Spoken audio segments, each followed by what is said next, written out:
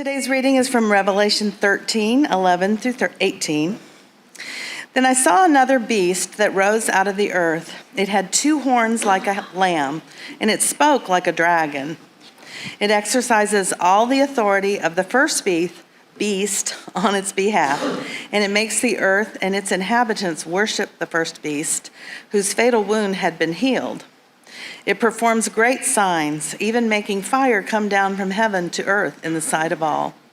And by the signs that it is allowed to perform on behalf of the beast, it deceives the inhabitants of earth, telling them to make an image for the beast that had been wounded by the sword and yet lived.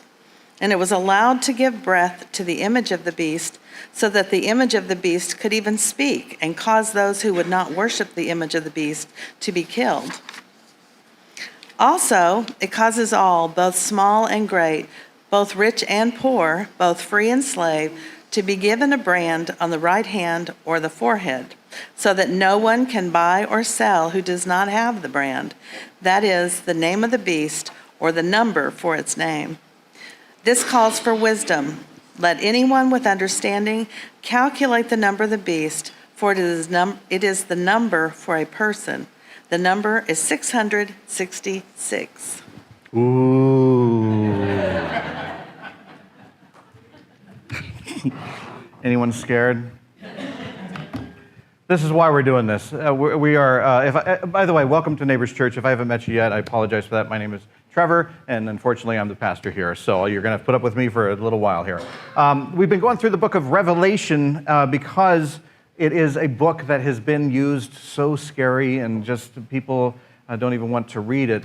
And we like to put it in the historical context and show you that it's really not what it appears to be. What if I told you, this is one of the favorites. This is one of the favorite ones. This is the number 666. Ooh, that's just, frightens everybody. When I was a kid, I watched, too soon, I watched the movie The Omen. Do anyone remember The Omen? And I remember this, and maybe this is not accurate. It may not have happened in the movie, but I swear I remember them seeing a number 666 on the back of Damien's head. Is that right? Oh, the retired pastor knows the story of The Omen. That's really good. So that's frightened me, and we've used that number for so many times to just scare people to death about this number. But what if I told you that for the first churches reading this letter in the first century, it would not have been scary at all. In fact, it may have even had a humorous side to it. Does that, anyone understand that? Well, tell you what, join me in our journey here right now. Okay, first, we're going to just go through some of this stuff here, and then we're going to talk about it. And remember, John is in the island of Patmos. He has been given a vision, an apocalypse, which just means visions revealed, secrets revealed. He is instructed to write a letter to 7 churches in Asia Minor. These are small churches, as were all churches in this time. They were home churches. They did not have buildings or anything like that. They met in home. Many times they met in secret. They maxed out at about 30 people, but that was maxing out. That was a really good day. But for the most part, they were small churches, and they were trying to get along with all of the empire and everything going around them. And so this to them is a letter of encouragement more than it is about fear. And so we're going to go into this second beast. Before the last 2 Sundays, we talked about the first image was the dragon. The dragon represented, in John's eyes, you could call it the devil, Satan, just the accumulation of all evil. The dragon was the boss of evil. After that, we see the first beast. Now, John describes this first beast, and we know that he is describing Rome. He's describing the empire. He's describing the cult of the empire that is around them. Now, we are at the second beast. It says, "Then I saw another beast that rose out of the earth. It had 2 horns like a lamb, and it spoke like a dragon." You ever heard the term devils in sheep's clothing? I'm not sure if that's where it comes from, but that's what this is describing. It's saying that it has Earlier in Revelation, it was the Lamb that was the only one that could break the seals, and that the Lamb represented Christ. And so what John is saying is this beast tries to represent himself as a lamb, as a Christ-like person, but when he speaks, sincerity is out the window, and he's only speaking stuff that is about division and all of that kind of stuff. He's speaking the words of the dragon. It says, it exercises all authority of the first beast on its behalf, and it makes the earth and its inhabitants worship the first beast whose fatal wound had been healed. Now, the fatal wound that had been healed, last week I think it was, we talked about that this was a symbolic thing about the Emperor Nero.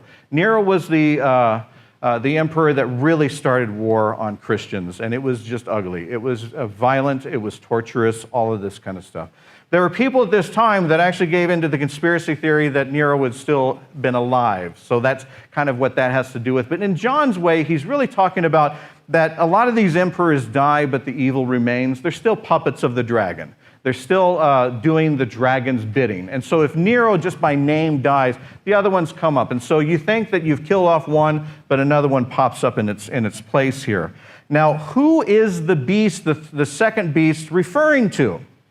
You have, again, let's put ourselves in Asia Minor in the 1st century. You're a church. You know that the dragon itself is the epitome of evil. You know that the second beast is Rome and the emperors. Now, if you're a first church in the 1st century, chances are sometimes you may not even make it to Rome, nor would you see the emperor. You had more things on a local front, and that was the local elite, the people that were following the dragon that had influence and charge in your local areas. Those were the ones that you were scared of the most, because those were the ones that were kind of implementing the local laws and everything like that. And so in John's eyes, he's talking about how the dragon is the king of them all when it comes to evil. Second down, doing the puppet work of the dragon, is Rome and the emperor, and doing the bidding of them is the social elite that is around the local areas and all that kind of stuff. And so that is how he identifies this particular beast. He says that they walk around in the streets, you know, like they're almost holy. But what they're doing is damaging, what they're doing is hateful, what they're doing is following a cult of the empire. It says it performs great signs, even making fire come down from heaven to earth in the sight of all. And by the signs that it is allowed to perform on behalf of the beast, it deceives the inhabitants of the earth, telling them to make an image for the beast that had been wounded by the sword and yet lived. It was allowed to give breath to the image of the beast, so that the image of the beast could even speak and cause those who would not worship the image of the beast to be killed. That sounds a little scary. You know, you watch these little shows about the last days and all of that kind of stuff, and suddenly they've got monuments talking and beasts walking the earth, and they're doing all kinds of stuff. If we watch that in a movie today, we would know, wouldn't we, that it's not real, right? We would know that they are using trickery and computer, all that kind of stuff, all the things like that. Well, guess what? In the 1st century, they were doing the same thing. They had laptops. No, they didn't. But they were using trickery. The social elite were often, history tells us, that they would do things to try to make people believe in these idols. And sometimes it means at night they would go and move a statue, to where people would come in the next day and they'd say, oh, it moved, or they'd put a tear in its eyes, or they'd do something, they would use all kinds of trickery and things like that to try to fool people into believing that these things were made of gods and all of that kind of stuff, getting them to fall in line and worship this empire. It was all about propaganda. It was all about falsehoods, but it was all working at the time. If you were in the early church, you saw people running to these things and worshiping them all the time because they were believing this stuff. If you were in the early church, you didn't believe it because you knew who was truly in charge. And they used that propaganda and all that kind of stuff all the time. And it says also, it caused all, both small and great, both rich and poor, both free and slave, to be given a brand on the right hand or on the forehead, so that no one could buy or sell who does not have the brand, that is, the name of the beast or the number for its name. Now, this is another one. Man, you watch these little like Left Behind things and stuff like that, and it just looks awful. You know, it's uncomfortable and everything. People are getting, stamped on the forehead and all this kind of stuff. Again, take a trip with me to the first century. First century. This is a church. You've got believers, and you've got these social elites. You've got the local people in charge. Not too far from this. This is written about the time, this letter is written around 95, 96 AD. Not too long after this. Now remember, when John's writing this, he's floating all over the place with his imagery. He's going to the past, he's going to the present, he's going to the future, all this kind of stuff. He's trying to describe what he sees here. And not too long after 96 AD, they started to implement an actual law that if you did not worship the emperor, if you did not worship the pagan gods, you couldn't trade in the marketplace. And the marketplace that's where you got food. And for many people, that's actually where they got their livelihood too. They would bring their stuff and they would make a living. They would support their family. And it became a thing where if you went to worship the pagans and all that stuff, you were given a mark. And sometimes it varied. It was the mark of it could be a stamp, it could be a little mark on, but it was nothing more significant than that. It was like paying for the fare. You get that stamp on your hand and it shows that they paid. That's what you got. That's what this big mark is. I keep seeing things, with people. I think there was like an ID card that came out a few years ago, and people saying, "Oh, don't do that because that's the thing of the stuff," and all this kind of stuff. And you just want to say, no, it's not. It's just a reference to a first century thing. Now, it's hard for the first century people, though, because if you're a church, if you're a Christian, do you go and worship the emperor so that you can eat, so that you can feed your family? This is where in the movies we often see the Christians, they're cowering, and they're just so fearful for all the bad that's going around them and everything like that. And they're worried, and some of them are starving and everything like that. And the dramatic music plays, and they have the tear and the soft focus and all of that kind of stuff. This is my favorite part right here. They conned them. The Christians were smarter than that. How do you feed your family when you have to have a stamp? You bribe the guards. And that's what they did. They would bribe the guards to get the mark so that they could trade and make the living and continue to do, but without worshiping anybody. They only worshiped Christ. They were outsmarting the people of the day. That's what I love, is that the Christians were not these folks that were just constantly cowering and sorrowful and all this kind of stuff. They were happy and joyful, and they outsmarted people all the time. They knew that the God that they followed was truly in charge. And they knew that if they had to go trade in the marketplace, they would bribe a guard, get the stamp, they'd go in, get the food, bring it out to the church, and everyone would be okay. That's how they did it back then. Nothing too scary. Nothing too life-ending.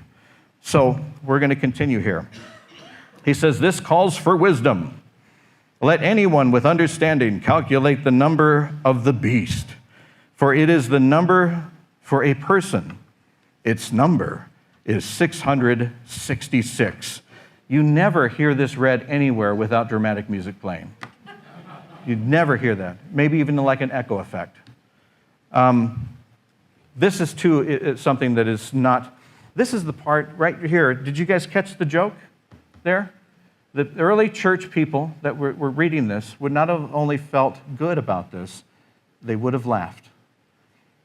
And we fear it now. We use this number all the time. We try to scare people. That's because back then, they knew what they were doing, and then something happened where we tried to scare people into the faith. We tried to do it as a sales pitch and tell people, the thing about, well, you better believe this or you're going to go to whatever and all this kind of stuff, and try to make them fearful. These guys, they weren't in church because they were fearful. They were in church because they loved it. That's why they kept going. They actually enjoyed it. And the things that John is talking about is not a big threat to them. You ever heard of gematria? Gematria is when you take numbers and letters and you use them together. So like if we did our alphabet and A was 1, B was 2, C was 3. That's the most math I'm going to do today. So that is how they would often use the Hebrew language of this time. And here it is, right here. Nero Caesar is Nero Caesar. Remember, John is talking about the Caesar, the lineage, the evil that continues to pass through emperor to emperor. So when Nero is a word for basically the emperors of that day. Neron Kaiser, that is the Greek translated into Hebrew. Nero Kaiser is the Latin translated into Hebrew.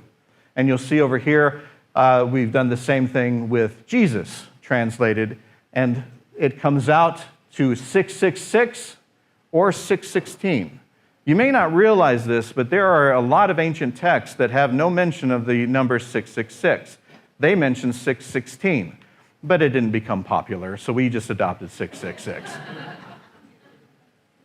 When they heard this, they thought it was hilarious because what he's telling them, remember, this is the first century, and we've seen the number, what's the common number we've seen a lot? 7, right?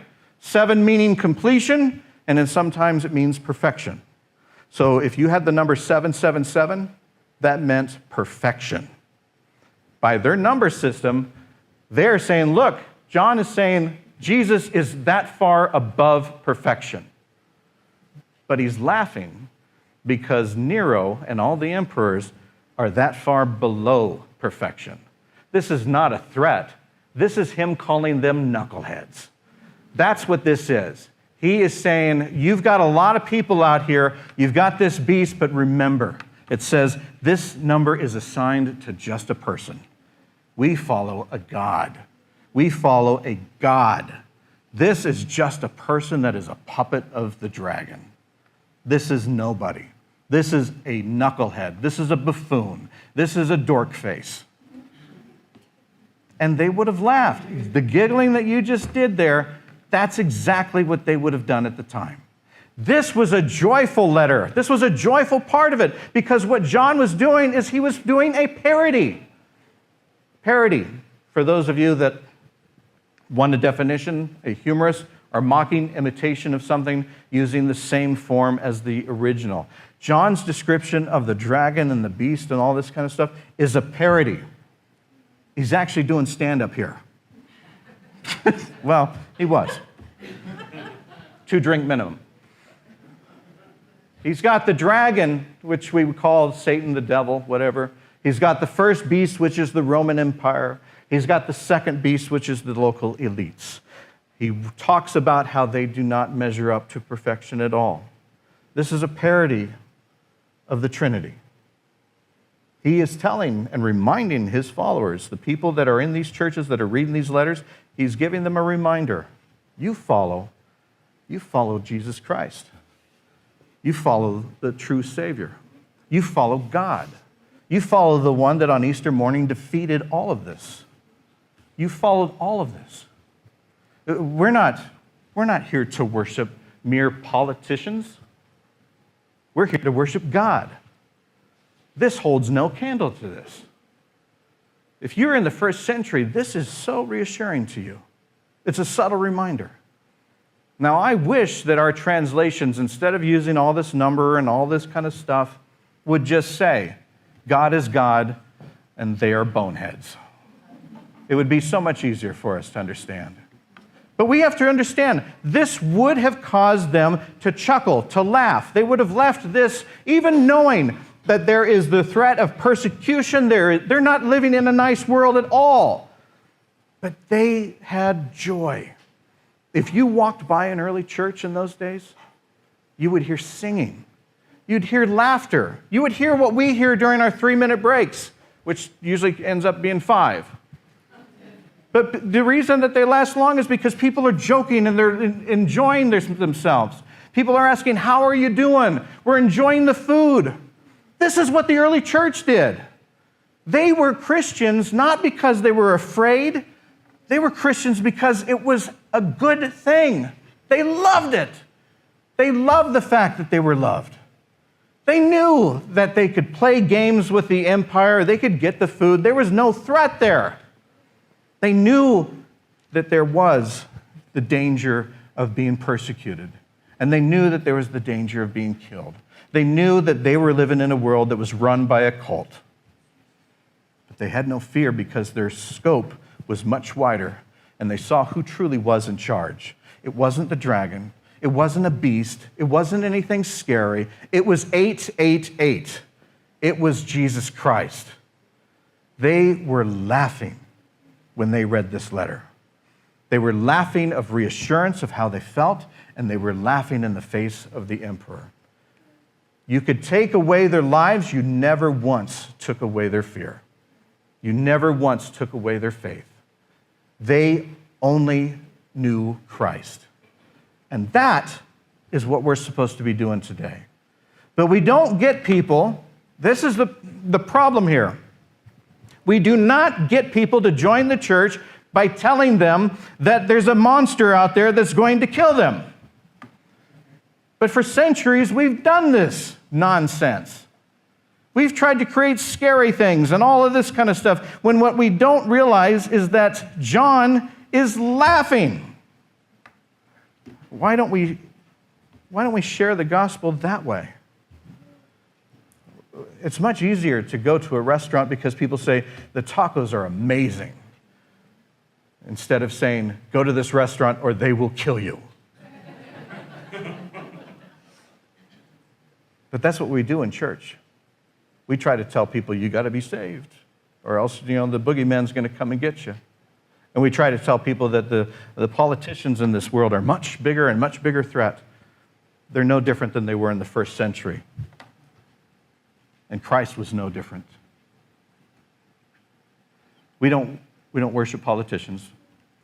We worship God.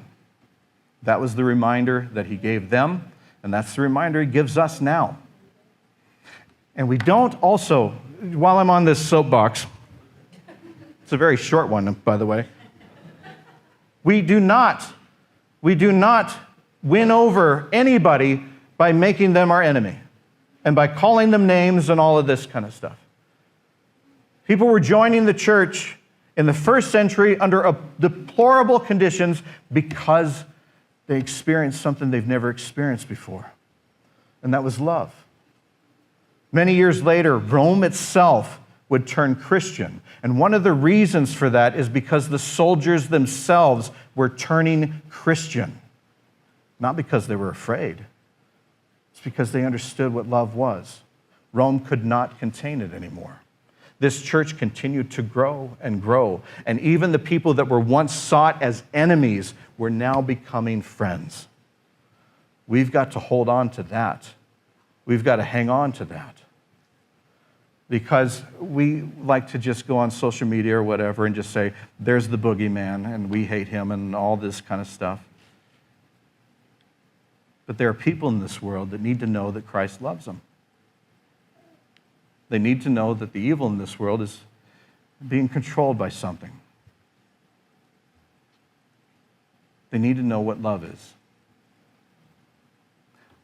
I was not always a Christian. I became a Christian not because I was afraid of going to hell. I became a Christian because people showed me love. I want to read you something from 100 AD. This is around the time that Rome was invading what we would call England. Here at the world's end, on its last inch of liberty, we have lived unmolested to this day, defended by our remoteness and obscurity.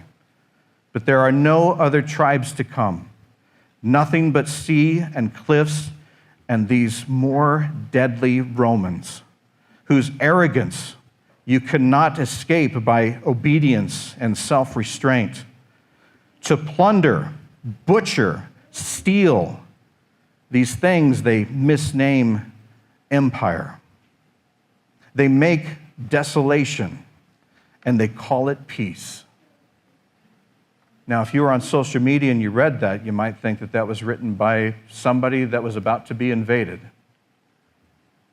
That was written by a Roman.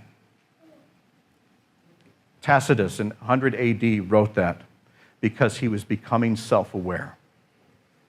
He's seen what monsters they were. That's how we win them over. We show them that we're not the monsters. We show them that we're the love. We show them what Christ showed us. What made you a Christian? Can you show that to your neighbor? And then can you make your neighbor a friend? Would you pray with me?